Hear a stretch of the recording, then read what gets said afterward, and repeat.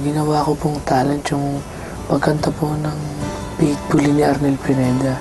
Hindi ko po alam na magugustuhan po ng maraming tao. Kung hindi po dahil sa magulang ko, hindi po ako makakarating dito. Kasi doon po ako kumukuha ng lakas. Kailangan natin magtiwala sa sarili. Huwag tayo mawawala ng pag-asa. Mararating natin ang pangarap natin. Kasama po natin ngayong gabi, Daddy Larry of Jovit.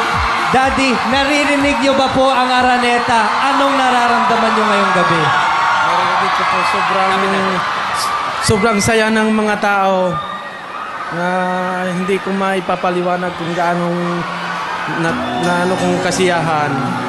Konting mensahe po para sa anak niyong si Jovit po. Jovit, alam mong kaya mo yan. Alam mong kayang yung ginagawa kung Quiet anong po, pinapakita konting katahimikan lang po. Galing. Alam ko nang hindi ko maipaliwanag talaga dahil ako excited ka nga. Okay. Well, excited din po kami makita to. Kung sikat ka, ito ang sinasabi nila, marami rin ang susubukan, siraan ka, di ba? Pero kailangan lang matibay ka. Yan ang mga isa sa natutunan niya from this competition. That is right. Show my vendor to a nationwide phenomenon. We have all been waiting for him. Araneta Coliseum, please welcome Jovit!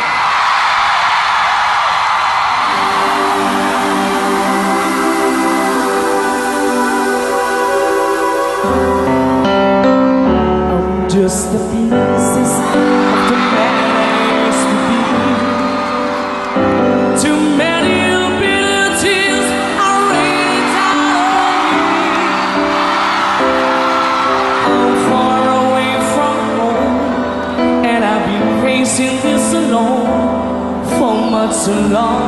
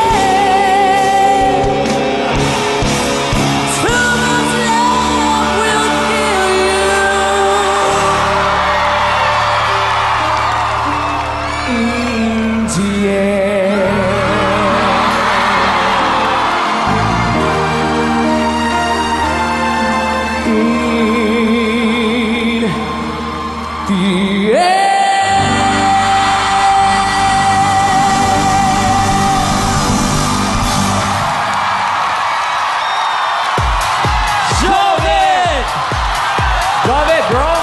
Jovit! Wow! Nakita mo ang buong Araneta nagwawala pag binanggit namin, Jovit. Ito naman, may konting tanong ako sa'yo. Ikaw na yata ang contestant na binato ng pinakamaraming controversy at intriga. Saan ka kumukuha ng lakas ng loob para malampasan yon? Bali po kinukuha ko po sa magulang ko po, sa mga kapatid ko. So sa pamilya talaga. Pamilya Yan talaga. talaga ang kapamilya. On that note, let's find out what the judges think. Friendship, ikaw na, dahil Batanggenya ka. Jovit, dahil Batanggenya ko, ikay kon kagulo Kaya nga po, Kagulo ang tao eh. Ano ga? Hindi, Jovit. Kumbaga sa lahat ng mga kalaban mo, ikaw ay isang endangered species. Nakakatakot ka kalaban.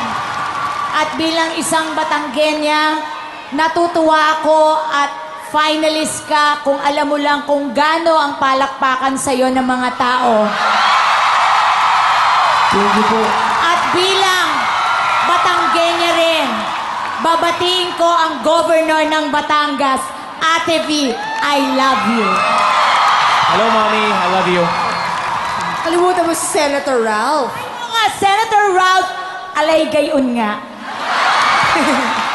Jovit, while you were performing, I was looking towards the left at my manager, Deo Endrinal, because among everybody in ABS, I think they'll agree, siya talaga ang nakakakita ng totoong ningning ng mga bituin.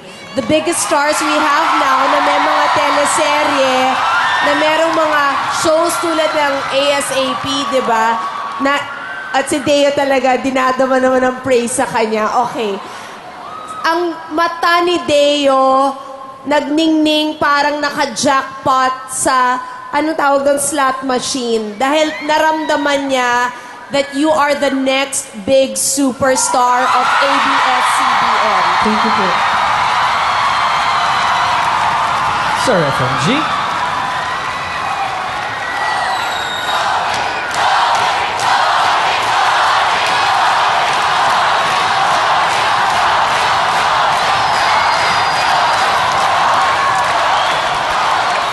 Jovit,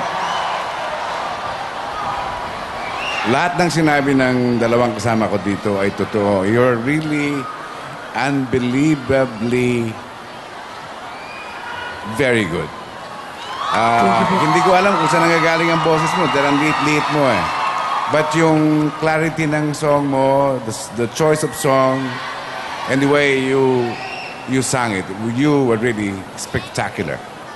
Thank you po. May I just add, ang mga nagiging superstar kasi, they have that one thing na hindi pwede mong i-practice, hindi mo pwedeng matutunan. It's called charisma. Yung minamahal ka ng nanunood sa'yo, and you have that. Ako rin, pwede. Last na lang. Yes, Pastor. At Jovit, pag narating mo yung superstardom, sana wag kang magbago. Opo. Thank you po. Thank you very much, judges. Sa lahat ng Jovenatics dyan, alam ko kabisado niya na to, but just the same goes for everyone. Ito ang dapat tandaan. If you want to vote for Jovit, it's PGT space Jovit. I'll repeat. That's PGT space Jovit. Jovit. Jovit, thank you very much, bro. Good luck sa iyo, Jovit, and we'll see you tomorrow.